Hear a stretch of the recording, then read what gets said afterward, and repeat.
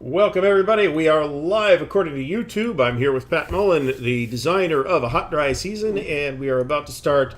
Is this turn 4, Pat, that we're about to start? Am I right about that? I need to look at the what's it called? The game turn tracky thingy. So let me see. We are indeed about to start turn 4. Okay, very good. So we have It's November the 4th, in fact. That's one cool thing about the game turns in this. It's all November 66, right? So it's Yeah. like, yeah. So we have Camp Tri B up at the north west corner of the map that was evacuated, pretty fully evacuated, and then it was overrun by the NLF. And then prior to that, we had Camp Minton up here in the northeast that did get overrun, and the inhabitants were slaughtered. Right. And we have a red wave of NLF headed your way. Right. And that's kind of where we start this off right now. Boy, not a lot of people watching yet. No, it's okay. I'm so excited to play this. I'm going to just shout out. You saw my multiplayer. I'm really excited to play Ted Racer's. Yeah. So check out the Blue Tweezers channel. If you're subscribed to this and watching this after the fact, you should be subscribed to him anyway. So that will be on his channel. When are you guys starting? We're hoping for Tuesday. Yeah, you know, I think that's when it's going to go down. But yeah, I liked what he did with it. Like I said, it's like a compare contrast with Guns of August. I don't know if you've ever played that. I have. It's been a long time. Okay, yeah, horrible sloggy game, right? Oh, yeah. At the time, it was what you had for World War I. You know what I'm saying? Right. So it's interesting just by so instead of going bigger and abstracter, he's using divisions. He made the map a little bigger, but he did away with Zox. You know, supply got simplified, but really the terrain types are kind of just as simple as they were in that game. Yeah. You now, know, does that have the Near East stuff in it as well? No, Guns of August just really had no. The Great War in Europe. Yeah, it does. Because there were two command issues. There was Great War in Europe and there was Great War in the Near East, I think it was called, and you could then combine the two. Yeah, the deluxe edition. The deluxe edition was GMT just did a boxed version of all of it. Okay. You know, like as one thing. So yeah, you know, but you know what I like is the feeling of complete player agency, and you know, and ultimately, like, don't get me wrong, there were a lot of variants and flair written for Guns of August later. Sure. But the stuff that was abstracted stays abstracted, right? You know, naval stuff. You know, it just doesn't happen. Now, he accounts for it with the events that can impact things, which is even a step further than that. But it's just like, you know, let's not deal with this. We're dealing with even with the Near East, we're dealing with the war in Europe writ large. You know, and I like it. I like it. So we'll see where it goes. Yeah, I can't wait to watch it, actually, because like I said, I haven't played that thing since like the mid '90s or something like that. All right, so let's see. Speaking of games, let's go here. Although I'm feeling very much in the mood to be digressed and wander off the agenda. So we start with the command phase. All right. So the first thing we're going to do, because it says we do this in the command phase, is I am going to play chit number 4, operational chit number 4, which is the one that lowers the intensity by 8. Let's read the exact language of that. Let's do that. I have to. So I closed all my windows for that. Hold on. So focus the offensive on Warzone C. Before NLF setup, but nope, that's the wrong one. Sorry. Press the advantage. Chit 5.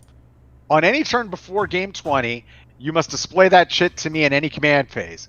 At that time, you must move the intensity down 8 points. And if you didn't play it, you'd suffer a 3 victory point penalty. Right. And if you had chit 6, which is for you, speed up the intensity chit. You know, so with that, the playing of that chit, we now go here, and this goes down to 13. Boom. Okay. Scales it down. And with that, do I have any chits I want to play? No. So we will continue forward. So, although some of the chits, I don't know if you noticed, but yeah, this one's in the command phase, right? Yeah. You know, but some of them are like you could play it at any time. You know, like surprise, the victory points change. You know, on the last turn. Yeah, So and I really like the effects of that mechanic, as we've just talked about. I think of that mechanic on replayability. Back to the Great War in Europe, it's one of the things I like about the optional rules he has in that are these pre-war chits. So the pre-war events, and the funny thing is sight unseen. I never even looked at the thing before until Tweezer suggested it. Mm-hmm. It was almost the same mechanic but there are 10 of them, and you can draw 3, and you can play up to 2. Okay. You know what I'm saying? So it's okay. like so the 2 I got for our setup were like Albert Caves. So you've played the game, I know, before. Yeah. What Albert Caves does is it just removes every Belgian unit. Right.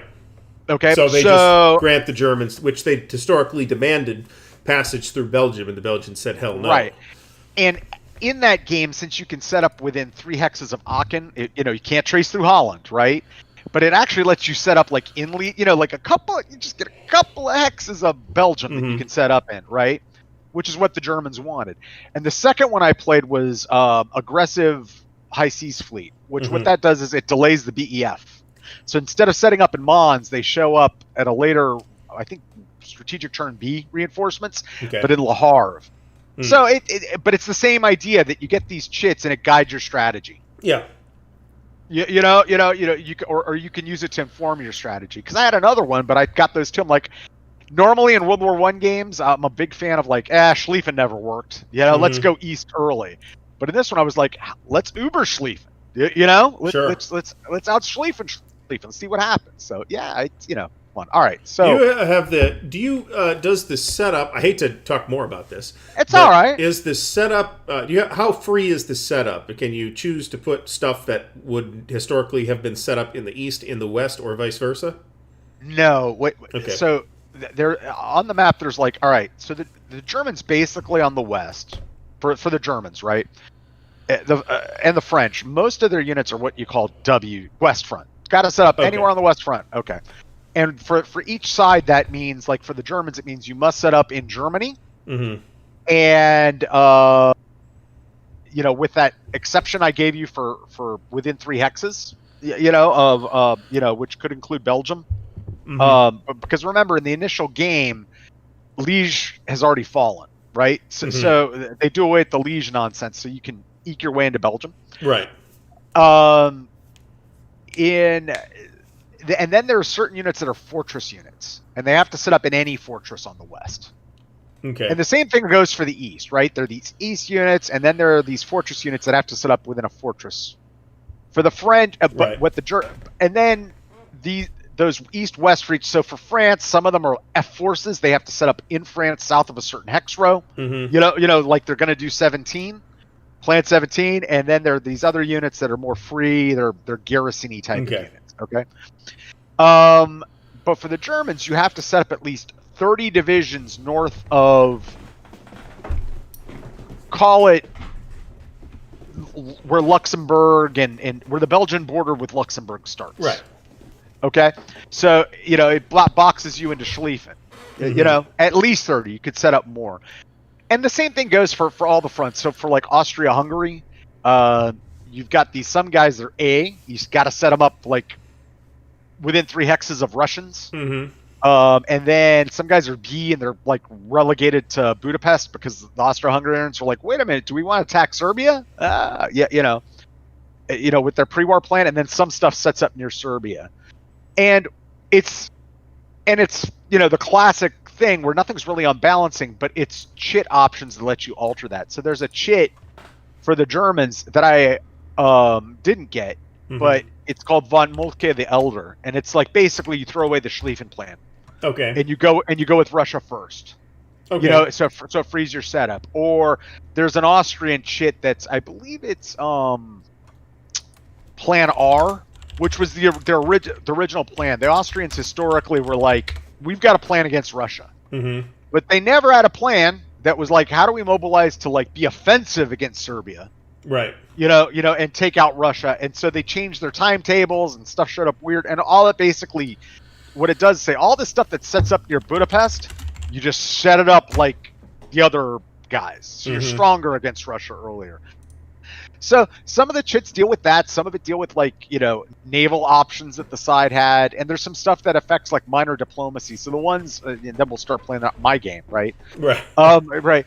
The so Tweezers played. This is one of the more interesting ones. It's called Tsar Michael, and so Nicholas, who was thinking about it but was talked out of it, abdicates in 1905, and Michael takes over. And it's this is probably one of the more fantastical ones historically, but in terms of game effect, it's pretty simple. There's an event that gets played eventually in the game called the Tsar Takes Command, and it accelerates the destabilization of Russia, because that game's about national collapse, right? So in a game with that never happens, because there were enhanced Duma reforms, etc., right? So Russia could still collapse. It's a stronger Russia in terms of national morale, and that's staying in the war. So enhanced Schlieffen sounds like it might be a pretty good idea then. Or it might be a bad idea. It could because there's going to be a stronger Russian hand being played there. The second one he played was basically it's the Ottoman Empire is hedging its bets. So instead of entering automatically in November like they normally would, okay, what happens here is the Central Powers need to have 10 victory points more than the Allies, and when they do, Turkey will then enter the war. So Turkey wants to bet on a winner. But there's other stuff like the Goeben. So you don't send the Goeben to Turkey, and I think you take a hit on the Turkish reinforcements, but you can delay. Like there's a wave of French reinforcements that come in from North Africa. So they're delayed and harried, and which is kind of the aggressive High Seas fleet. The High Seas fleet backed out of it, but they could have, even if they'd failed and lost ships, right? It would have delayed the BEF. Because the British would have been too conservative about putting their people on the boats. Right. We got to fight this battle first, whatever. So, however it turns out, so he did a good job. So it does two things. Like I think the OP chits do here. It adds to replayability. But it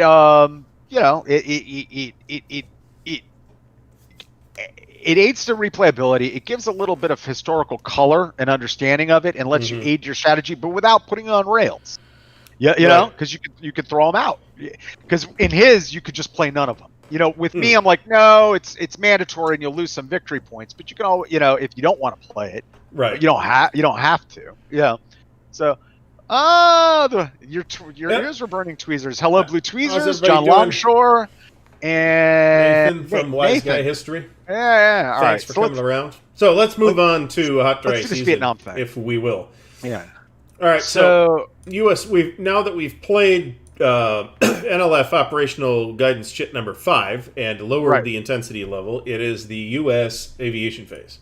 Right. I think everything's cool with my dudes. There's no one to add in or anything. So now we go to the reinforcement step. And okay, so we're on turn 4. Nobody gets nothing. And now we go to the replacement step. So I get to accrue some points, and then we get to spend them. Because the U.S. gets their points on the evens, and the NLF gets theirs on the threes. Which really reflects the NLF had a great amount of manpower. It's about how do you get it here. Right. And it's not just manpower, it's equipment and all sorts of other stuff. Sure. Right?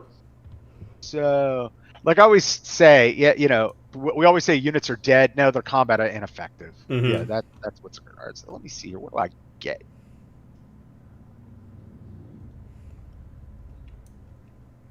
Replacements. Where are my damn replacements? Okay. I get 1 foot, half an artillery, and half an aviation. So, 1 foot. Flip, half an artillery.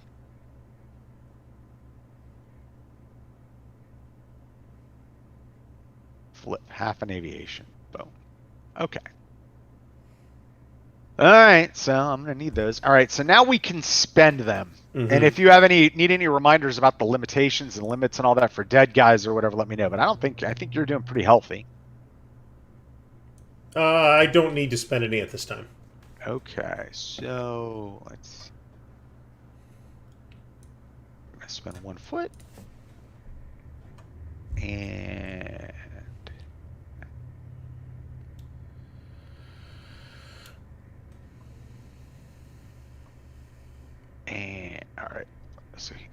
let's flip. So we can bring on one reconstituted guy, be on Hoa, and we will. And flip and reconstitute a guy. One guy showing up there, half strength. So that's really 2 replacement points I just used. 2. And I think that's all I'm bringing back. Okay. 1, 2, down to 3. And so now we go to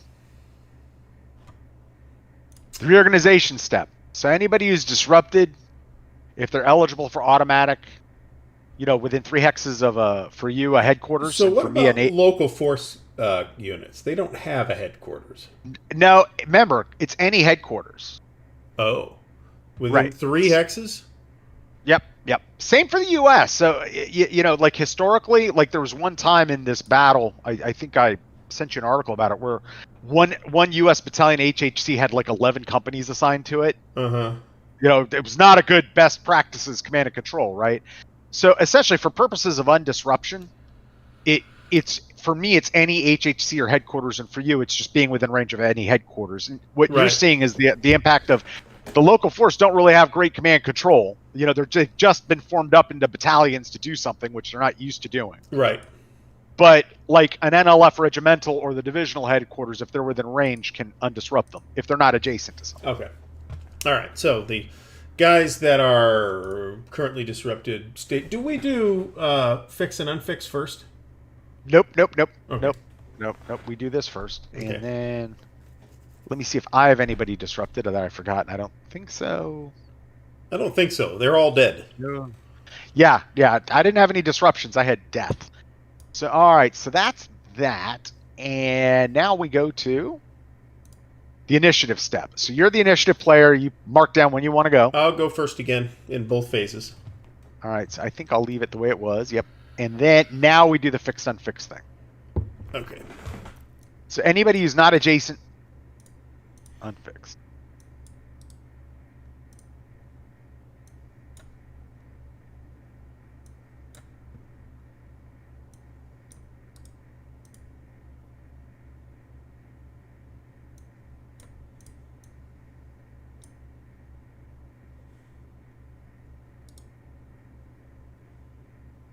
Those guys can't. So my guy in that town cannot. However, there is something else I can do in the command phase, and I believe I am going to do it. And that is establish fire support base Dao Tian. Okay.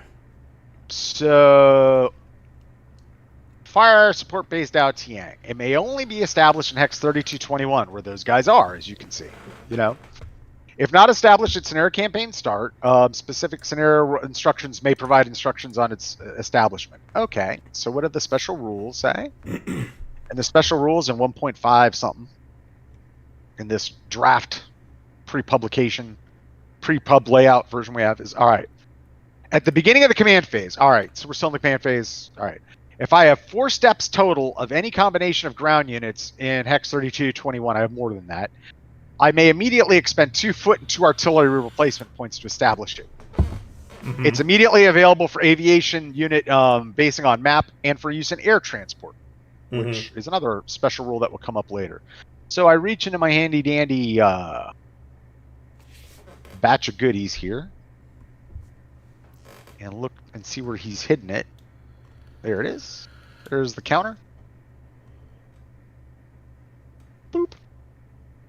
So now it's no longer a town hex. It's a they're actually going to end up being unfixed because now they're in a base. Dig me? Right. So before it was a town. They couldn't unfix if they wanted to, but now they're all in mystery mode. And let me subtract those 2 foot, 2 artillery, 1, 2, and 2 foot. Only 1 replacement point. Kind of low, but I need FSB Dao Tian. Okay. So having done that, and let me make sure I did unfix literally everybody. I don't think I did. No, bunch of guys at the U.S. base need to.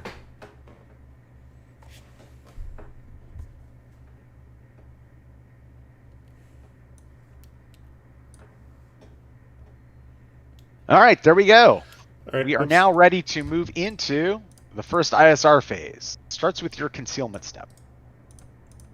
I had a couple extras to fix. All right, concealment.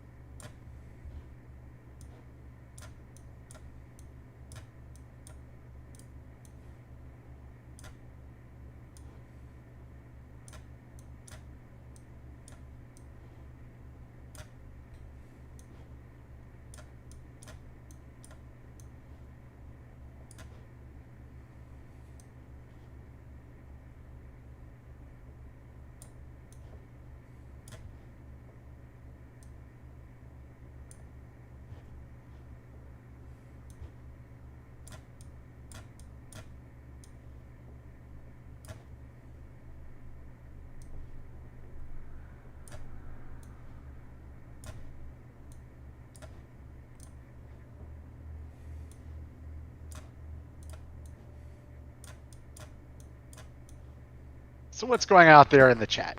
All right, so Everybody having fun? Good to go. Okay. Make sure I didn't just screw the chat up. I think we're okay. No, you're good. You're good. I've got a. Okay, I started like being distracted by the movement on the YouTube, which I really shouldn't look at because it's your hidden. So I was like, looked away. True. But all right, I'm done. All right. So now we go to the aviation step. All right. So we're certainly going to load this guy up in Viennois.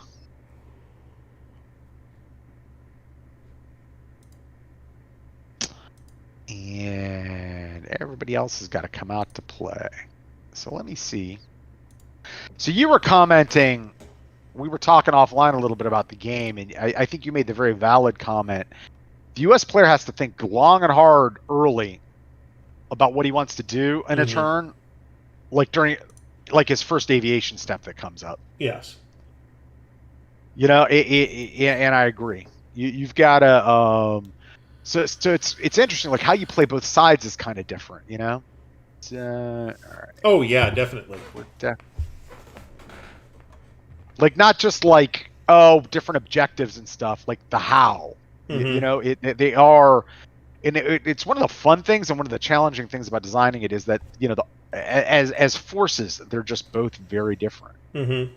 All right, so you are gonna go here.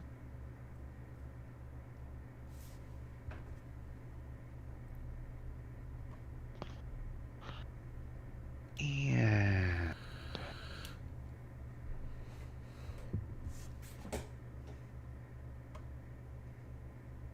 now, can those guys in Tainan West go unfixed even though they're in a base? yeah, because it's my base. Okay. It's not urban. That's a terrain type. Oh, okay. U.S. base. Okay. Yeah. If they were here, urban or town or village, they couldn't. Okay. Yeah, but yeah, we could get into an argument about whether, the U.S. bases were penetrated, but I had to draw the line somewhere. Sure. The crazy old counterintelligence guy in me could have gone nuts with but then there's this, and then there's that, and right? And we're all exposed, right?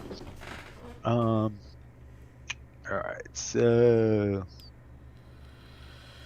let's see here. That's that.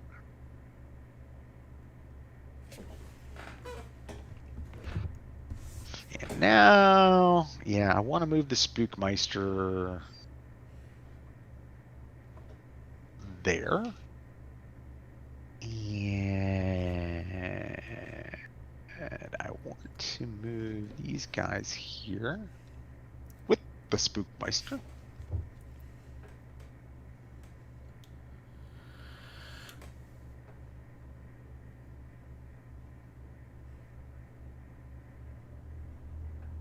Then, what about the gunships?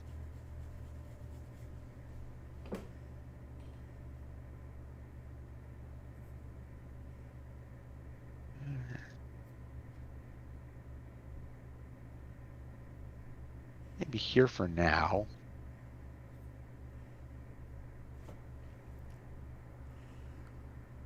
And let me gather these guys, because you gentlemen are going to get used.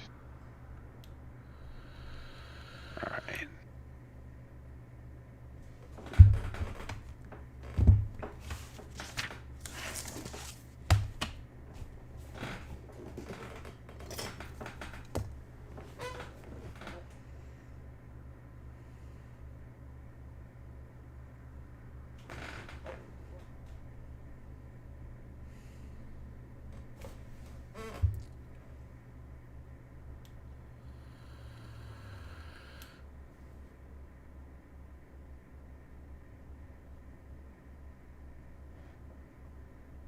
Now, I think we're going to do this.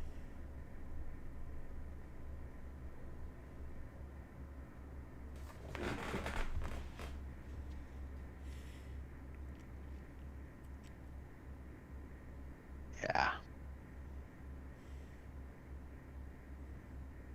Then...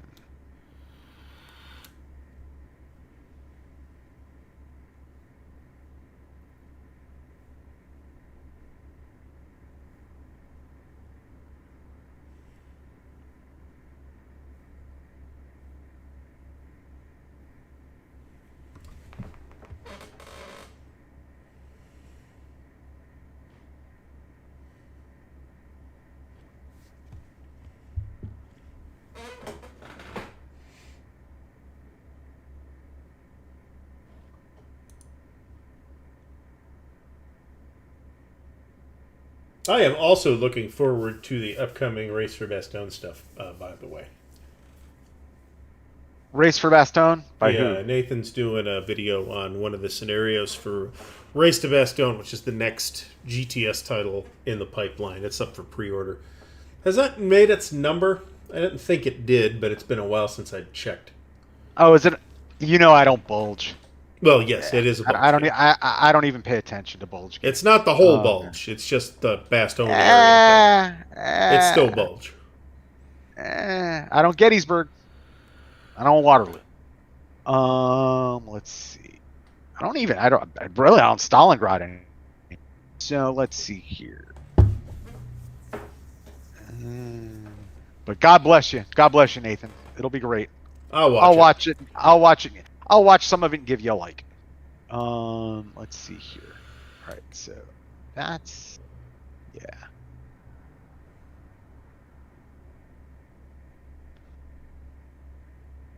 No, we're not going to do that. Yeah, John Longshore, definitely subscribe to Nathan's channel and Blue Tweezers if you're not already. They are both fantastic channels, doing a lot of really great content. Meanwhile, I will have some surprises coming your way at some point in the next few weeks. We'll talk about that at a later time. Yeah. Those are my dudes. Where are the rest of them? All right. Oh, so it's right there. One of those is mine. You're doing those videos may push it over the top, in fact. You never know. You never know. You know what I've always kind of wanted to do a video on, just to help it get higher numbers on the pre-order list, is the GMT reprint of Roads to Leningrad, which is a very nice game, and which is just languishing on the P500 reprint list forever. What's it called? Roads to Leningrad. Okay. It's Vance von Borey's. It's like a quad. It's like a quad. There's 4 scenarios in it anyway. Let's just turn that off. I inexplicably have an alarm set for 6:30. I don't know why. That's quite inexplicable. Yeah, I don't know why. At some point, I was taking a nap and I needed to wake up at 6:30. And you, sir, shall be my emergency aviation reserve. We'll just hang you out here by Tanian West. Okay. All right, my aviation is complete, and the only I even did my loadings and unloadings because the only place you've even got a shot at doing ADF is over there by those concealment markers. Well, that's not helpful. Over by like yeah, 05, yeah. yeah. No, I don't have any ADF fire. Okay, so now Over there by those concealment markers. Yeah. That was pretty vague. That's adorable. So, all right, intelligence step. Start with me. I get to pick somebody, and I get to pick and guess. So pick and guess I shall. I am going to pick and guess that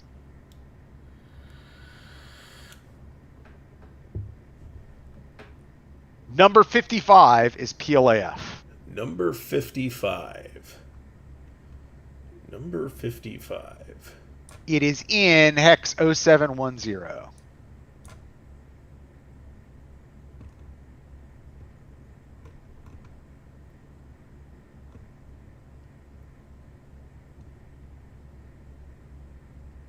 Ah, okay. It is PLAF.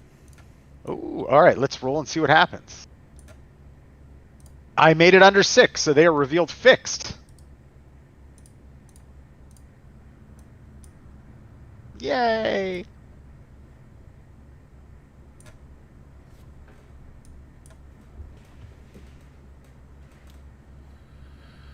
That's it. Just those 3 guys? Okay. Yep. Okay. All right. So the ASA detachment on top of Nui Ba Den did their job. Now you may use the 9th Division headquarters to try to unfix any stack on the map. Next modify my number terrain. 2613. 2613. It is in Jungle Hills, so that's a -4. Roll a 2. Nope. Local interference. So now we go to the surveillance step. So all my surveillance stuff is over here by these guys on the road. So we're going to start with Spooky, who's going to try to reveal concealment marker number 34. Concealment marker number 34 is in Lightwood. I got it. So -2 on that, I believe. Yeah. 5 or less, Spooky. Come on. Yep. Spooky got him. They're revealed fixed.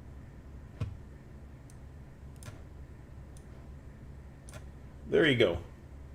Unfixed, I should say. My eyes are closed. Revealed unfixed. Okay. Well, there you go. Okay. There, I don't see nothing. Yes, that's because it was a dummy.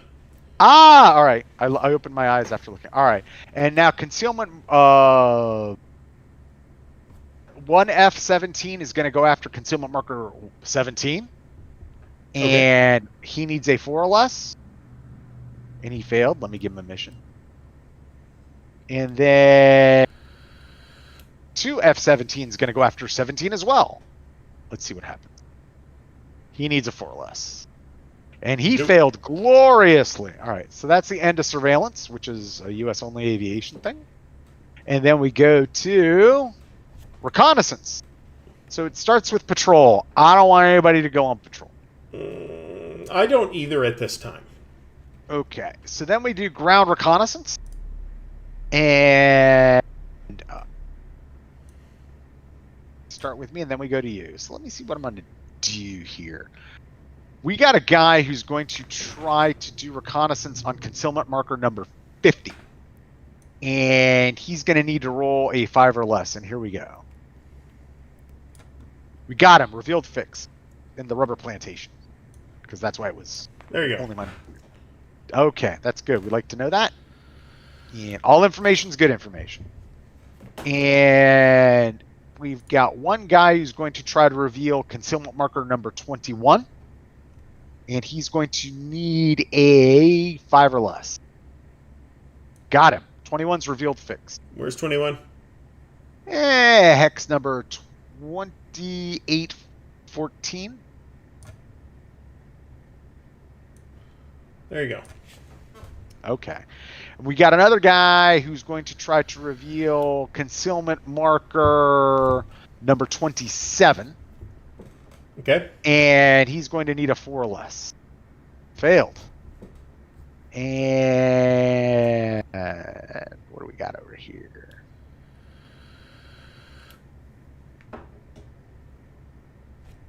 What do we have going on here? All right, so we've got one guy who's going to try to reveal, I should say fix, the guy is in 2414, and he's going to try for that area effect thing to get both those sets of unfixed units. Okay. So he's at a -3, so he's going to need a 4 or less. He failed, but he gets the guys in 2414 automatically. But the other guys, not so much. It's your local force. And we've got a guy who's going to try to get the guys in 2415. And it's just going to be automatic. No more area effect. 2514, you mean? Yeah. Those Okay. guys. Those guys.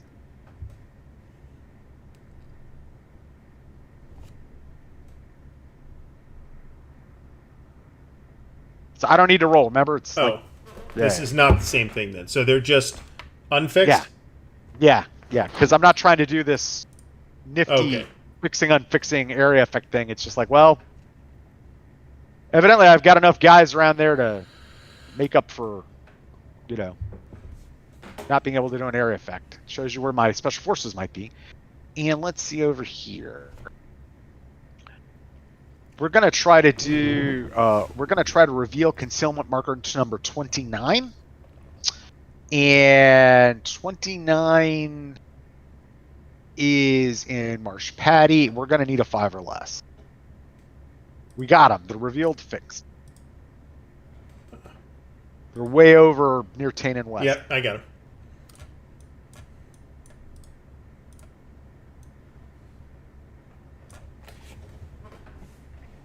All right, some fancy pants local forces. Okay, so not that fancy and not that pantsy. Anything else? That is that. Do you have any recon in range that wants to do anything? I do not. Okay, so we are now going to go to. I've got human intelligence though, which we skipped. Yes, you do. Yes. Let's. You didn't exactly skip it. You didn't. Well, we should have gotten it already. Yes. Yes. So, guys in Tain and West, Hex 9 out of Optrakat in 0916. Yes. So you get a So now we can see what's happening here. Oh, look at that. Yep. That'll do it. You look at that. That'll unfix everybody. Boom. All right, and now we go to the cache search segment. So I'm going to try to do a bunch of cache searches. See what's going to happen with that. So remind myself of where the cache area is. East of 23 and north of 19. So east of 23. So that guy can't do it, but this guy can. So we're in dense jungle, and we got a guy in 2416, and he needs a 4 or less. Here we go. Failed. Strung out. Strung out anyway, regardless of success or failure. We got a guy in 2516. He needs a stinking 1. Here we go. Failed.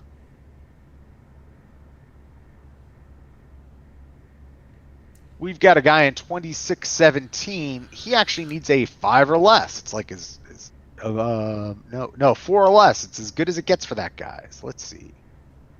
Is it? Let me double check. Gotta look at the trainer from this chart. Light jungle. Yeah, -3. Okay. So 4 or less. Here we go. Failed. These are tough rolls to make. Sure. Yeah. Well, they're not hiding them in the open, so. No. And then we got a guy in 2717. He needs a 4 or less. Got it. Finally got strung out. And that jiggers things up by 2 on the RTPs. 1, 2. And we get 2 more caches. No, 1 more cache. Boop. And all right. And then we got a guy in 2616. He needs a 2 or less. Failed. A lot of failure. And that is it for the cache search segment. So now we go to the operations phase. You go first, and Fires phase first. No, fires phase, and you can do some fires resolution. I don't have any guys. Yeah, I don't have any fires. I figured I didn't have anybody. You might be just out of range. All right, we got to go light some guys up. We certainly have a fires phase, and it is time to use it to its maximum American effectiveness. All right, so aviation first. These guys are going to back off. And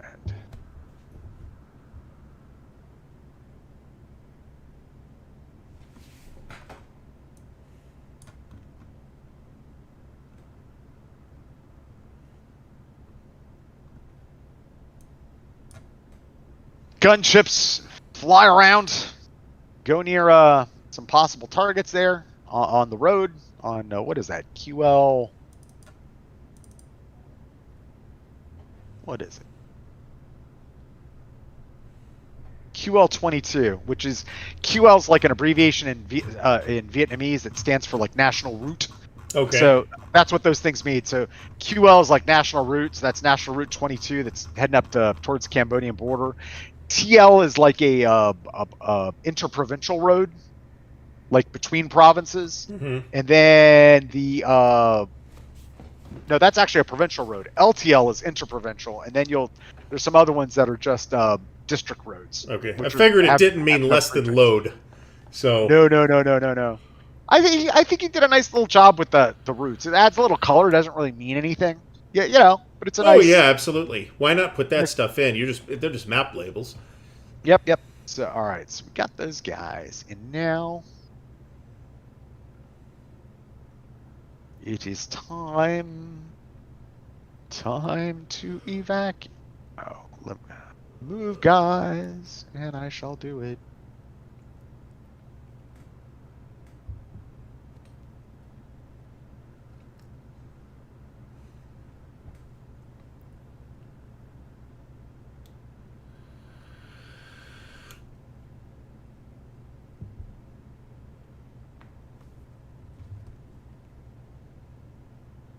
And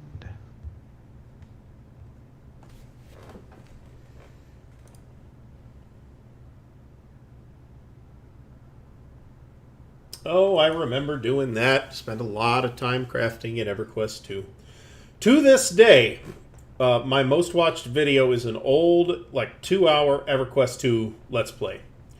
It got like 25,000 views. I have no idea how or why, but it did. I can only assume a mistake in the YouTube backend.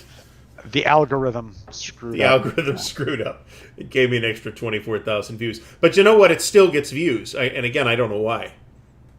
It's not like a top 10 video for me at this point, because it's like 7 years old, or maybe it might be more than that. Guy's going there, and then so we had a guy fly to the south edge of the map from Bien Hoa. And what are we going to do with this guy? I think we're going to use him for some firepower. Good old-fashioned firepower. So right there. Okay. All right. It is time to light up the sky. So, one. All right. So we are going to take battery of 105s in Tainan West, and we're going to do some IDF. And 6, and we're going to add in 1 from that Huey. And we're going to hit the stack that is in 0714. Okay. And we go to the fires chart. How many fire factors you got here? That is 7. Okay. And it's a combined fires mission. And it's -1 for the terrain. Right. So, is it? What yeah, are you in? Rush Patty is -1. -1, and you're fixed. So that's so it's +1. Yeah, so it's a straight up roll on the 7 and 9. Let's see what happens. This is when terrain does not favor the NLF No. in these types of situations. So let's see. An 8, a straight up 8 on the 7 to 9 is it's a D1 D1 S1. Correct. That's what happens when you come walking south all brazen on a road. All right. So that is 1 step, which is 1 victory point for me, which I desperately need. And that is an increase in the intensity level.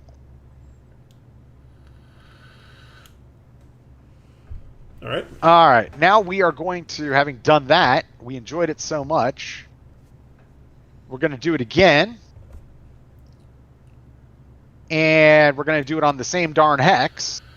And we're going to do it with an air point added in. Come here, air points. You should be at 12. Let me double check. I forgot to reset those. What should they be at?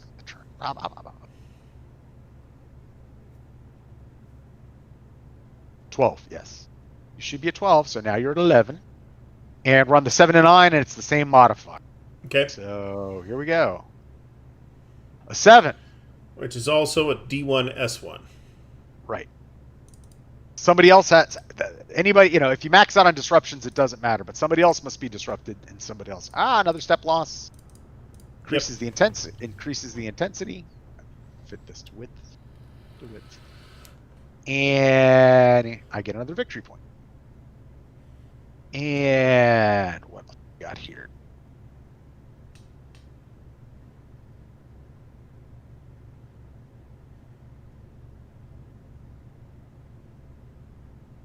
We're going to unfix this guy at Camp Suida. It is another 105 battery. Okay. And we're going to add in an air point. And we're going to hit concealment marker number 14. So, okay. Concealment marker number 14, it's going to be a -2. So this is a net -1 on the 7 to 9 table. That's a good roll. No, I'm sorry, it's a net -2. So that's and a column shift down. Right. So we're on the 4 to 6, and I rolled a net 9. It's a D1 S1. Okay. So all you have to tell me is if we got intensity, and did I get any victory points out of it? So you need to confirm. You'll get an intensity and a victory point. Yay! All right. That's called Reconnaissance by Fire. Okay. We liked that so much. We would like to see if we could do it again. Oh, you know what? I forgot to unload all these guys. Let me just... Landed. Something I had to do. Landed. Russian. Not Russian. Not Russian. Rushing.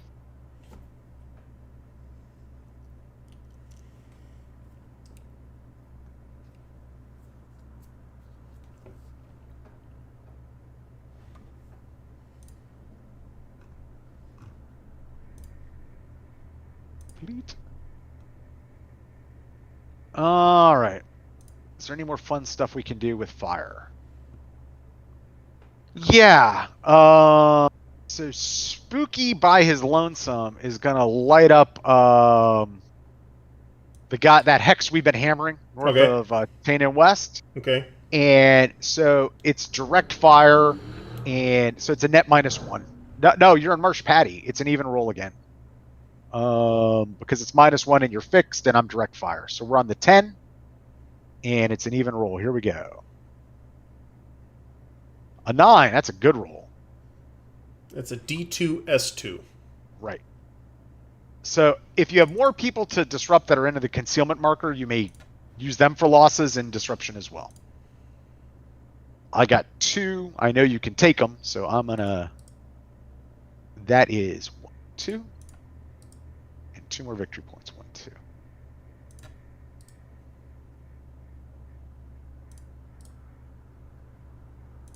Can I not right-click to send these guys to the dead pile?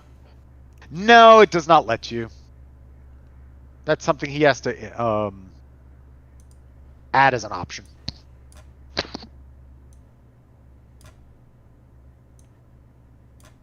All right. All right. So that's 2 Spooky intensity and 2 steps. Yep. we are officially at 20 intensity, and we are at U.S. has 7 victory points now, but I got a lot to make up. Let's see. The gunship that's in 0614 is going to try to light up the guys in which terrain's better? In the Marsh Paddy hex, they're on the road.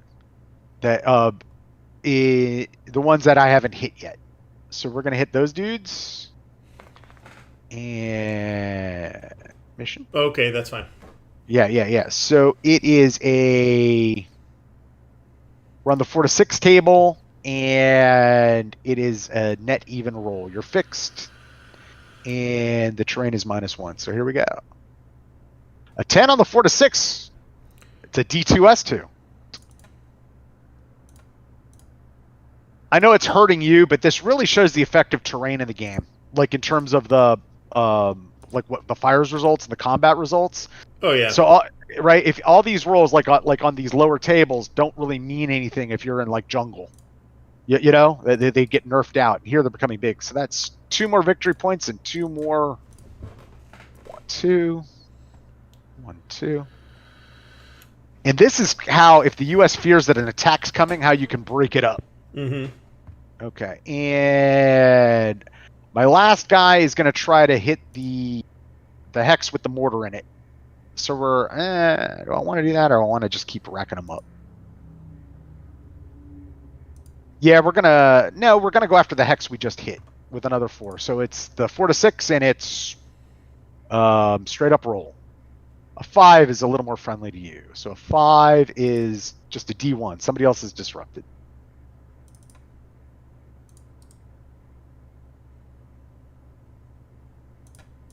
All right. And that is it for my fires phase. The most successful one the U.S. has had to date. All right, definitely. Okay, so Mechanized, now we go. Your fires movement, if you have any. I have no mechanized units, and you destroyed my 1 motorized unit. So that is that. Okay. All right, then we go to operations. So this would be a good time for you to take a break, because this is going to take me a while. Sure. I'll take a look here at the response, then I'll go use the little boys' room. Yeah, it's not even 7 yet. It's pretty good. All right. John's a Luddite.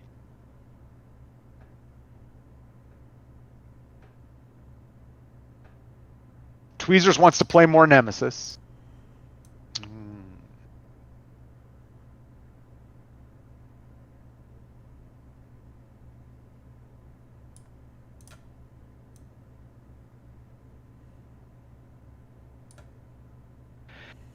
Yeah, John. You know, Westmoreland was like almost a general sent by central casting. You know, in terms of the haircut, ramrod straight, perfect uniform, proper address, perfect voice, and all that. And then if you looked at Creighton Abrams, he's the opposite. He looks like a guy named Barney who works in a rail yard, with a cigar and all that. And it's amazing who the better general was, huh? Funny how books and covers and all that stuff always apply, right? Like I always said, I worked for General Petraeus at one time, and I worked for General Ordiernia. And General Petraeus is the central casting guy, and General O looks like a bullet-headed knuckle dragger. And I actually found General O to be the better leader and just as intelligent as General Petraeus. Funny enough. So, I shall return, Gary. You will move your move. Okay. Sounds good. We got quite a ways to go here. Yeah.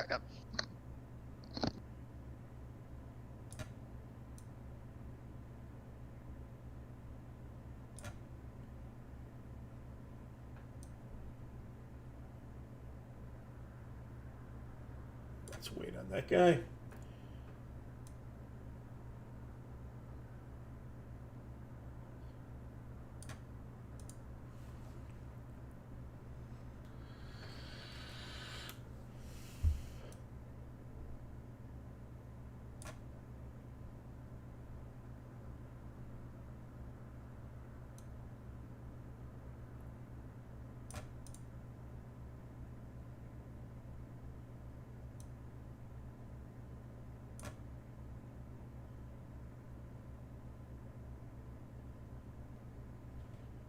Let's take that one back.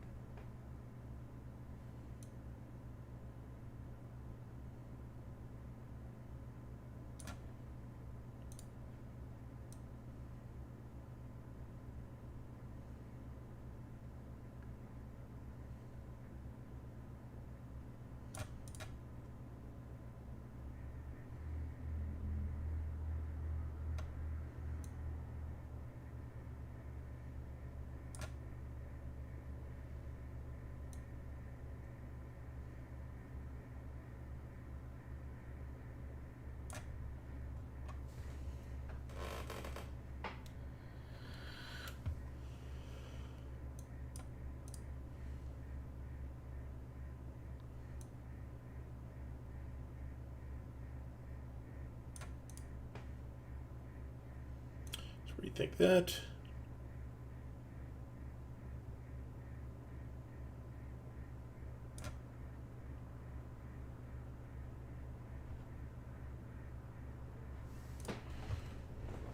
All right, so that's all done.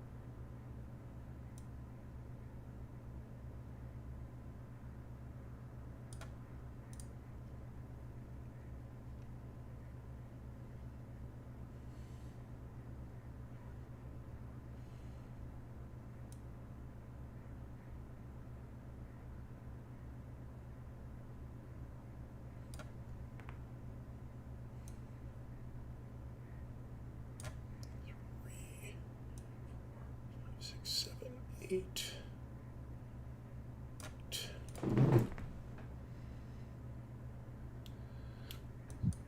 Mark this guy just so we know that he's moved, or that I've decided. I'm back. You keep doing your All right, thing. very good. Yeah, it's hilarious. I tweeted out about the Great War thing, and Roger McGowan responded. He always does with this thing. He makes those little graphicons, like if somebody makes a Yeah. comment, right? And like from 2016, where I said it's like still one of my favorite game covers for Guns of August. Mm-hmm. And it just drew me into the hobby. And I Oh, think it I'll is. respond to him It's a later. great cover. Right. I'm going to respond and say, I'm going to pretend that Ted's game has that cover and it's called the Guns of August, which is the better name. One of the things I It don't like, is. pure name stuff, right? And MMP and GMT do this and it drives me batty, right? And Compass has gotten in on the act. Like, blah, blah, blah, deluxe. What's next? Fat free. It's like making up, like you're talking about a car or whatever. Yeah, Guns of August is the smoothest name of the bunch. Too bad it's Mm-hmm. the crappiest game. It's a little more of a clean piece of art rather than a deluxe. This is deluxe. What does it have? It's snazzy. Okay. Well, it's deluxe in the sense that it has both prior games in it, Yes, I guess. yes. The Great War in Europe. It's a descriptive. It's Mm-hmm. a descriptive name. Paths of Glory is a much better name. Half movement for disrupted units, correct? You are correct, sir. Let me see what you're doing. Oh, you're playing surround sound up there. And there. Half rounded up or half rounded down? The rounding rule. So you round up. Okay. But it kind of doesn't. Oh, no. Actually, let me look that up. Let's see what the stupid guy put in the rules. That damn guy.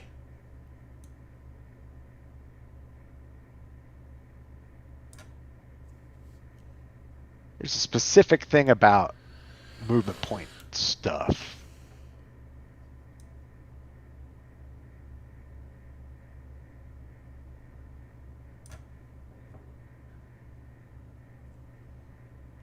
Bloop, bloop, bloop. Bloop, bloop, bloop.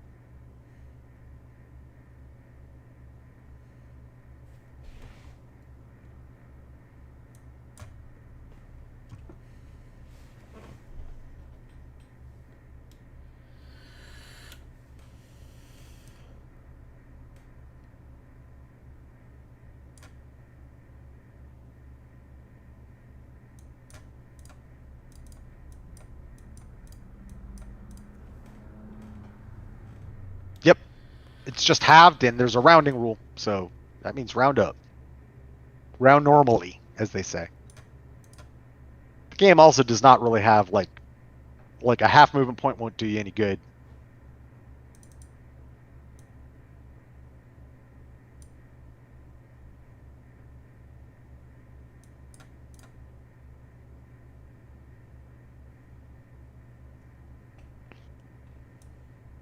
Who did I tear? Oh, it's the 271st Regiment that got a hunk torn out of them, shall we say.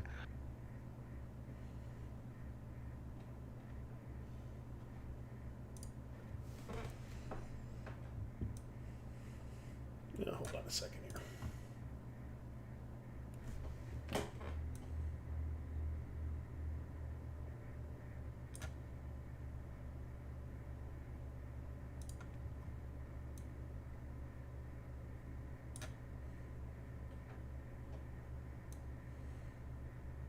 Pre-1915 Deluxe.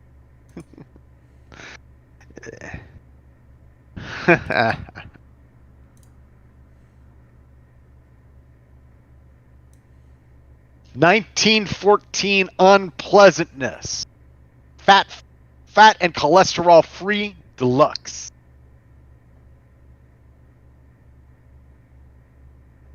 John Longshore always makes me laugh.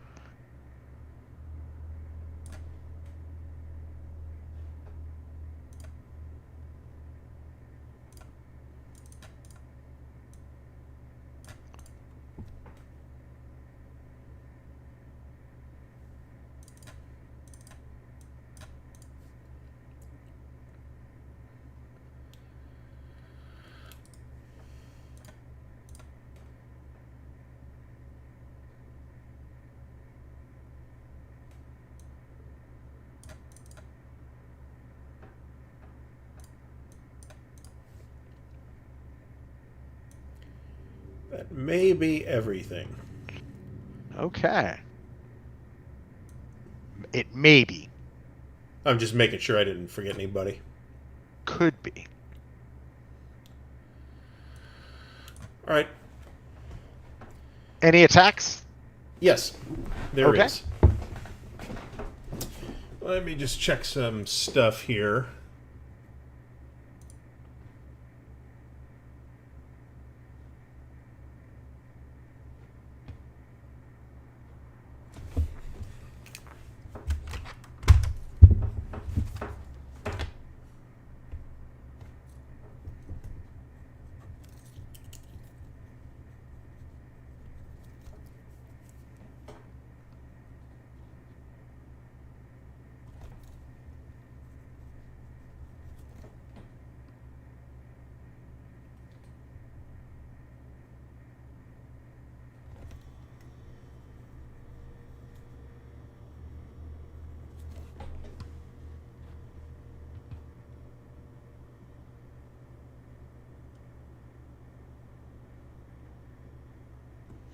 I do kind of wish we had movement trace, but oh well. Yeah, he's got to implement that too. It's easily done, just hasn't been done. All right. The only attack well, let's start with this one. Let's start with 2613. 26. I guessed this was going to happen. All right, so reveal yourself and declare it. Give your support. I have 20 factors plus 3 support. Okay. Throw him down. Throw him down.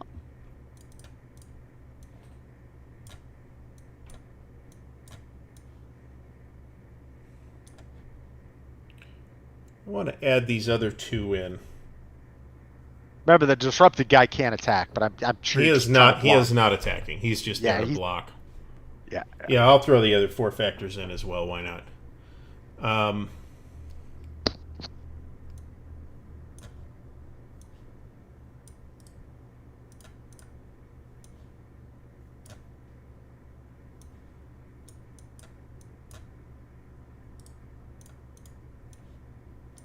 All right, there we are. All right, your guy's in 2512. I can't see him. Can't see him. There you go. All right. So you've got there's a guy at the bottom. Still can't see him. Okay. So you've got, what was it, 20 factors? 24 factors actually. Including support, right? No, 27 with support. 27 with support. Okay. And toggle unfixed. All right, we have here 2 Mike Force units. And for support, we're going to throw in, there's some artillery at Camp Suida. They're in range and can defensively support. So that's going to be 6. Max we can give those guys is 16. Yeah. So, and you've got 27. So right now, that'll make it a true 1-to-1. So I want to get this to a true 1-to-1. So we're going to throw in, you're obviously they're going to do column shifts and whatnot, but I want you to have a baseline of a 1-to-1. So we're going to throw in, right now we're at 14. And we want to get this 15, no, 14, yeah, 15, 16, 17, 18, and 19 feels like it'll do it. So we're going to throw in a good 5 air points, which will keep you, no, I think we need to do a little bit more.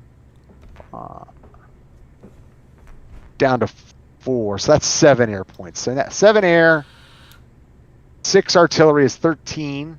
Plus the 8 is 21. So that, yeah, so you won't round up. So you got a 1-to-1. Okay. All right. So we're not at 5-to-1. Attacker support strength is not greater than the defender ground defense. We are attacking at more than 2 hexes. Right. That's +1. I think that's it. Unless you have landed units there, which Nope. I didn't think so. Nope. And we go to column shifts. So it's just a 1 shift up. Oh no, you did have unfixed units, even though they weren't all concealed. So that's +2 for you. on that thing. Oh, okay.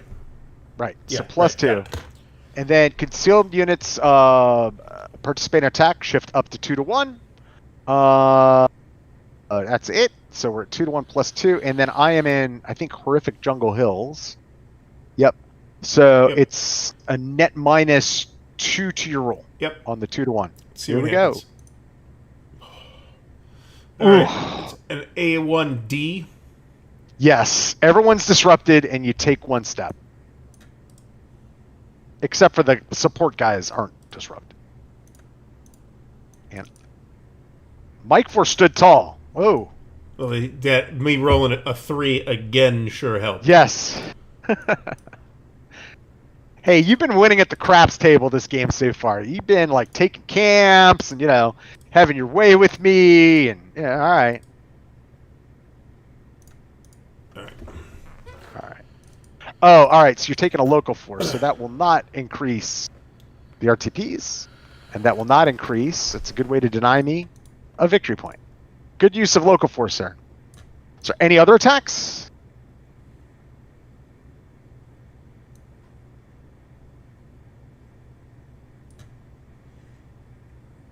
No, but there's somebody I forgot to move. So if you don't mind, I would like to move them. You go right ahead, sir. I'm your friend. I'm a good opponent.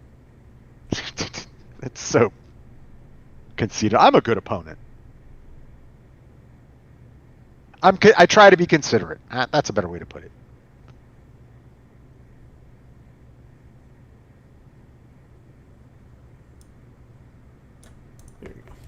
He had a move flag on him when we started because for some reason, moved. yeah, he got Yeah. unconcealed is what it was,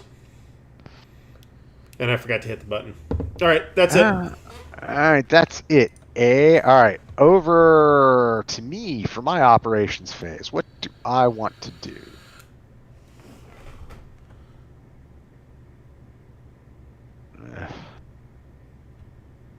When can I pull concealment markers off? Okay, so the rule on that is you can basically do it anytime you want. Okay. Concealment markers. It's amazing when you do these, the things you have to write a rule for, because that's a thing, right? And you've got to consider: does it give an advantage? Does it not give an advantage? Let me double check that. I'm pretty sure I feel very comfortable saying it's whenever you want, but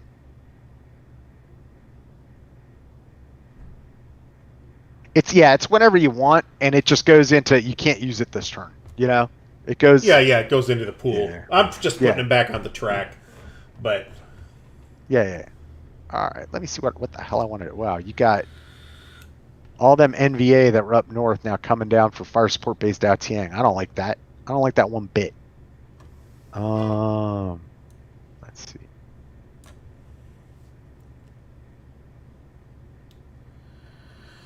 Let's start aviation first. All right, you're going home. You're going home.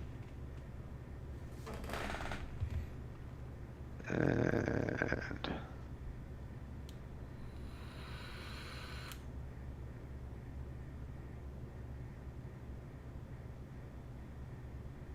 who else is going home? You're going home.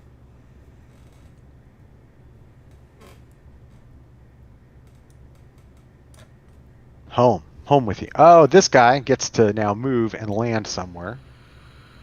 Southern edge of the map. Patiently rebuild somebody. Tianhua. And they're no dummies. They're gonna go there. And all right, who else is going home? My home stack.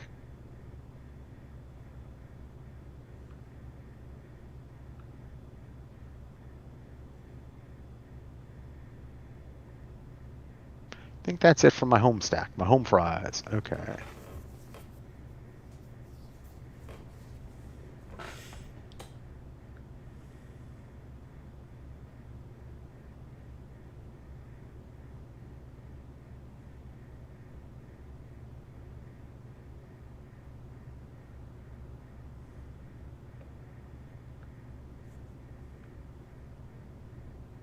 All right, now having done what little aviation I have, I'm going to. No, I'm not going to move the gunships.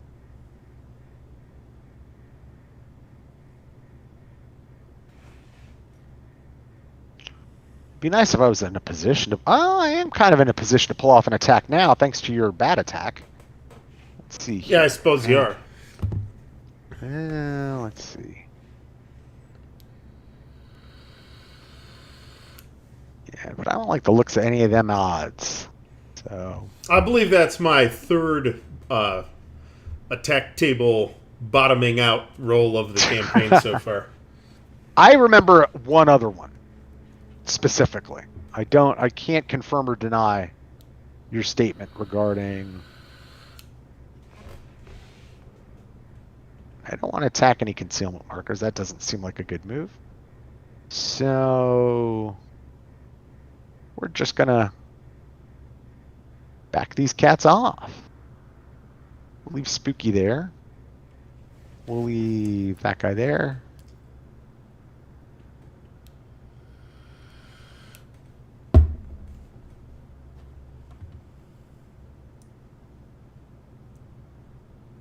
And it looks like I've lost an observation craft somewhere. There's one under the counter in hex 3217. 3217. Aha! Yeah, he's ended up not doing anything. That's fine. Build a little aviation group over here. And let me pull these guys over here, And that is it for my aviation phase. There's nobody who's eligible to be hit by any ADF even at all possible, so we're going to land a guy here in Fire Sport Base Dautian.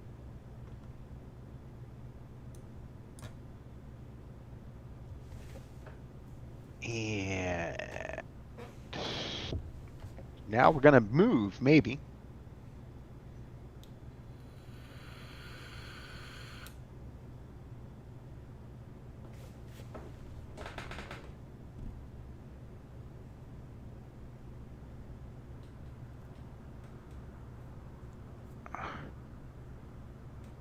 Three, 6, 8, 9. Why get caught out in the middle of a bunch of NVA when you can hide somewhere?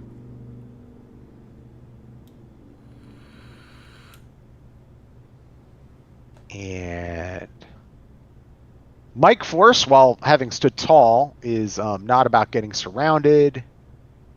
So Mike Force wants to go there. Yeah, but Mike Force also wants to keep you unfixed and disrupted. So Mike Force is actually going to stay put. They're under orders to encamp. Okay. And that they shall do. And let me see here. Yeah. The cash zone guys are happy. The sweet da guys are happy. We buy den guys are happy, and we're happy in our little basing area. All right, that was a fairly anticlimactic U.S. operations phase. There's no attacks, and it really didn't move a hell of a lot. So that's that. That is the end of my operations phase. All right, then we're on to the final ISR phase. All right, and that begins with aviation. So I think it's a good thing to keep Spooky there. And we're going to take the gunships and try to do some aviating elsewhere.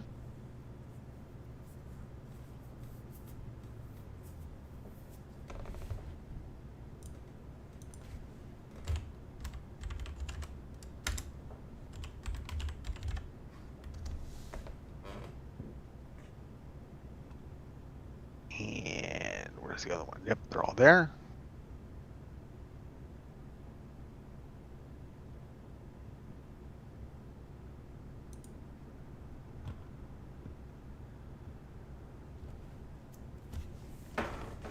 Oh, this terrain really sucks for us. So that looks like the place to go. And that is it for my aviation. Do you have any ADF fire? No. Okay.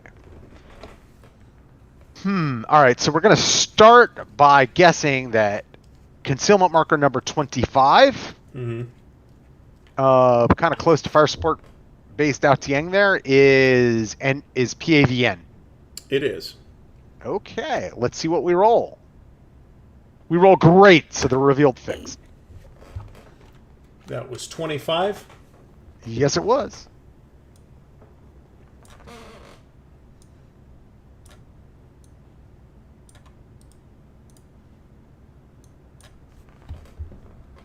Ooh, that's a whole lot of NVA. All right. And you now can do your intelligence-y stuff, your 9th Division headquarters and your human intelligence guys. All right, we'll pick Camp Suida in 2215. That'll do it. Camp Suida? Yep. All right.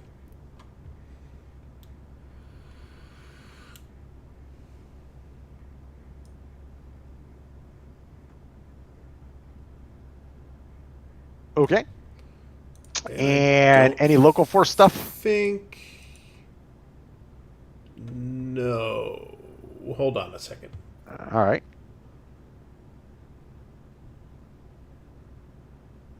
It's got to be a village, right? Yes. Okay. It's all about the village people. Then no. Okay. So, intentional joke. So, let's see here. That's it. That's it for intel. Now we go to surveillance, and let me see if I can... My surveillance chopper pilots, despite the horrible terrain, can earn their pay. So, we got 2 observation choppers in the area of the Michelin rubber plantation. And one's going to hit concealment marker number 46. Okay. I need a 2 or less. That's a fail. And we got another guy who's going to try to hit concealment marker number 60. Still a 2 or less. Rubber tree plantation canopy. Oh! Got him. Revealed, but unfixed. Unfixed. Sometimes you roll a 1.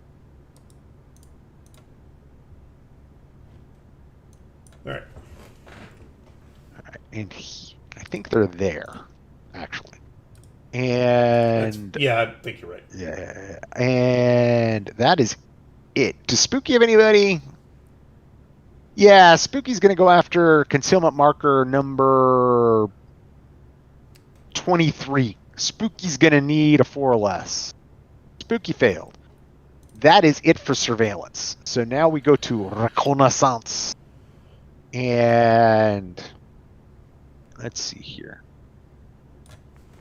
Well, one Mike Force guy is going to try to go after concealment marker number 42. And concealment marker number 42 is by Camp Suida.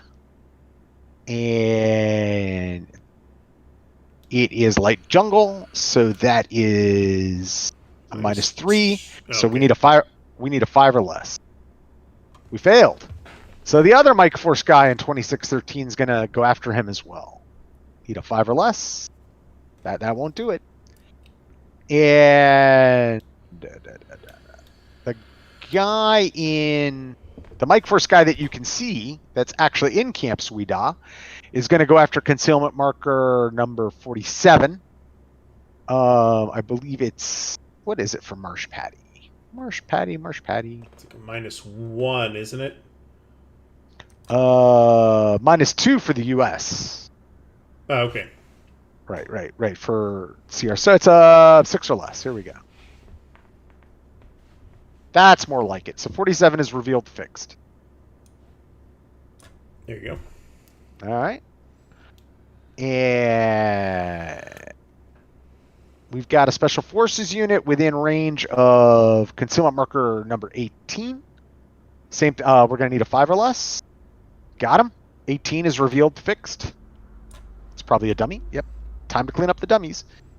And we got another special forces unit that is within range of number 42, and we're going to go after him, and we need a 4 or less. We failed. And those guys are max range, can't really do anything. What about over here? Nope. Can't do anything there. I think that is it for my reconnaissance. Do you have any reconnaissance now that you're starting to get chest to chest with me in these places? No, I do not. Okay. So, thus endeth the reconnaissance phase. And now we go to the refresh phase. Yes. And do your aviation step. I shall do my aviating. So let me send everybody home. All right. Since you're doing that, I will do some small cleanup of concealment. That sounds like a good idea.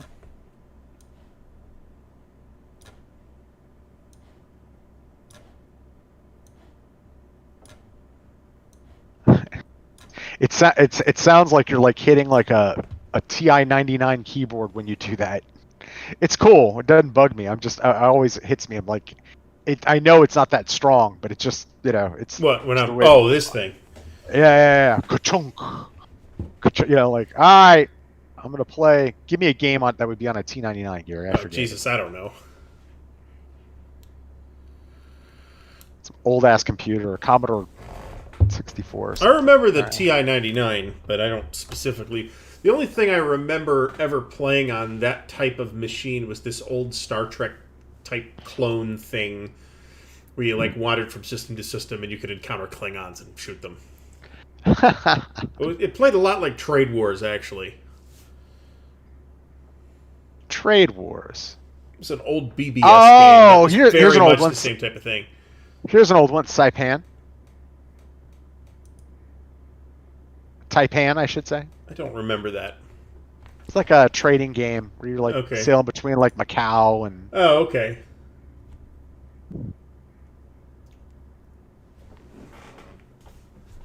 John Longshore is asking, Chivalry and Sorcery Company and physically what it sold was like pulling teeth to find on the internet. Do you mean the place to get it from or the publisher? Because I'm not sure the publisher has a real website. So it didn't occur to me to check that, to be completely honest. What was the question? Oh, it's about the Chivalry and Sorcery unboxing that I did earlier in the week.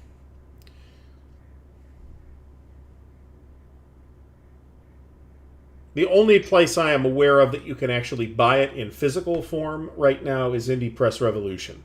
You can get it in electronic form from Indie Press Revolution or Drive-Thru RPG, or RPG Now, which is the same thing as Drive-Thru RPG. But if you buy a physical copy from Indie Press Revolution, you get the PDF along with it. So I actually had the PDF more or less immediately and just got the physical copy this week. Okay. That's some hardcore old school role playing right there. Yes. I am done with my aviation. So now Refresh step. We hit the button.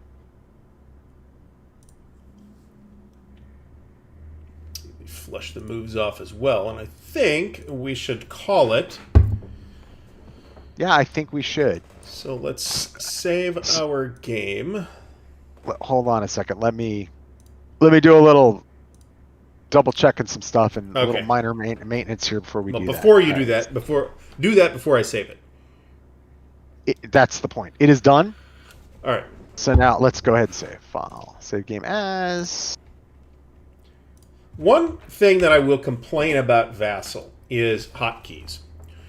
Yeah. On the one hand, you have irregular implementation of hotkeys. Not all modules really have it. On the other hand, you have different hotkeys in every module, basically just because of the nature of the Vassal ecosystem, which is fairly annoying. Especially if you're somebody like you and I who play a bunch of different stuff. You have to kind of relearn the hotkeys for each module. But it's my same complaint about like PC games, right? So the hotkey decisions are basically what does the programmer want to do, right? Yes, that's true. So that's what you follow. here's what makes me happy. Like Francisco will with this module. The hotkeys will be delineated and like on the about text pop up. Oh, great! That's fantastic. You know what I'm saying? So that's like from a vassal designer. Like what I talk. What I expect from a vassal. That's what I expect is like explain your logic and explain how things work for somebody who's using it and explain like the hotkeys and stuff. Yeah. It's not, you're not writing a manual for a freaking video game. But just that kind of stuff is just very helpful. Oh, that doesn't even happen anymore. But right. Yeah, I mean, well, that's what you get when you get Francisco to do your vassal module. Frankly, is you get a really good implementation. Right, and most of the stuff like you were saying, like movement trails, that's like on a list of vassal implementation and it's there's little things like that, like, oh, that'd be nice to have. Yeah, let's do that. What was it? Someone else suggested, kind of like a lot of games have in vassal, where like a little red dot or circle you can just throw down somewhere for whatever reason you want to. Okay, we can do that. The fake KTX markers. Right. Yeah, dumb little stuff like that. Yeah, that's useful. I mean, and in some games where there's not a ton of hidden information, typically, I have a set of little wooden blocks that I use for physical games for stuff like that, to do things like mark supply heads and objectives and that kind of stuff. Right. So what did you think of this turn, since we got a little time? Well, this turn did not go particularly well for me. You did a lot of damage with the air. And with barrages, but I mean that was a little bit inevitable. That a lot of this turn was me positioning. So, yeah, it's kind of the nature of the game. Like, it's just the nature of the terrain, right? And that's one of the things I want to reflect in the game, is that the terrain has a loud voice about like fires and ground attacks, and how they're going to go. And it's no accident once you went into that populated area, not so much populated, but where the terrain wasn't thick, well, you're more vulnerable. Right. And notice, like, in the aggregate, I mean, yeah, there are good rules and bad rules, but basically everyone's much more resilient to fire attacks unless you're in that kind of terrain. Yeah. And then it just goes up. It's really extreme when finally the B-52s get into the game, right? Because like, if you see the effect, you'd be like, wow, it's a B-52 strike, but it doesn't feel. And then if you imagine it happening in clear terrain and look at the modifiers, you're like, oh, it would obliterate them. Right. But I'm in dense jungle, so Right. I think that happened, and it kind of shows how I think early on in the campaign, like you can sow your oats, and it kind of shows how the U.S. gets back into it even when it looks dire. It's through firepower, just being persistent, firepower, and you want to do attacks, but for the U.S. sometimes the best move is, I'm going to use fires. Using fire to kill is usually better than using men if you can pull it off. Yeah. So, all right. Well, thanks for showing up, everybody. All right. Anybody have any questions or anything before we call it for tonight?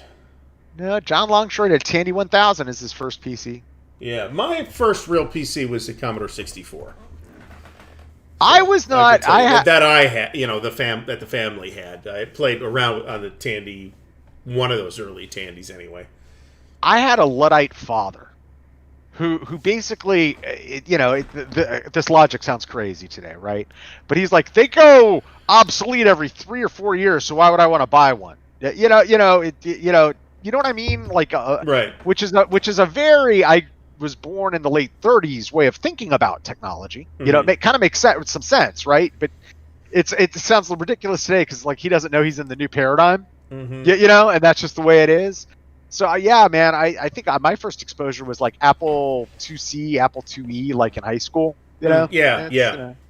We had those in grade school actually, and Apple II must have been the 2C. Thinking about it. So Sunday, we have wrapped the Chickamauga campaign with thanks to our good old buddy Braxton Bragg. And we are going to try a small scenario on Sunday of the great battles of the American Civil War out of Dead of Winter, which is Stones River, or Murfreesboro, for those of you in the South. So we're going to try that, and then we'll be back Monday and Friday with a hot race season next week. The schedule is likely to change for reasons I'm not going to get into right now. There may seem to be some expansion of choice, but we'll get there when we get there. Yeah, but I doubt that will happen as soon as next week. Yeah. So I agree with you. So let's our schedule remains flexible. So tune in on Sunday. We're on at 2 p.m. Eastern time, and then again Monday at 7 p.m. Eastern, and Friday at 6 p.m. Eastern. So thanks everybody for coming, and we'll see you next time. Good night, everybody.